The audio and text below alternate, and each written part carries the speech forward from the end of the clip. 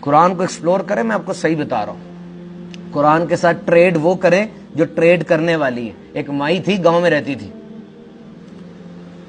اس کا بیٹا نا اس کو خط بیچتا تھا شہر سے. وہ خط کو پکڑتی تھی, اب میرے پتر نے خط کا لیا ہے, رکھ دیتی تھی. پھر اگلے مہینے خط آتا تھا, اور میرے پتر کا خط آیا. شی واز الٹریٹ, اس کو پڑھنا نہیں آتا تھا, خط جمع کرتی جا رہی تھی.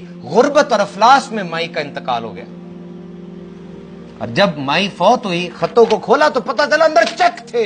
بیٹا چیک بھیج رہا تھا, ماں کو سپورٹ کر رہا تھا فائنینشل. ماں اپنی بے خبری کے اندر اس چیز سے فائدہ نہیں اٹھا سکی, اوپر سے چومتی تھی, رکھ دیتی تھی. ایمانو مجھے بتاؤ, کیا آج قرآن مجید کے ساتھ بھی ہم ایسا نہیں کر رہے؟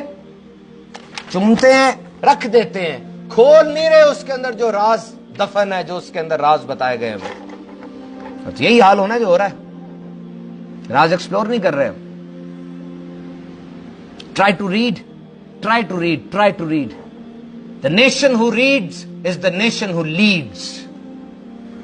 If knowledge is power, then reading is superpower.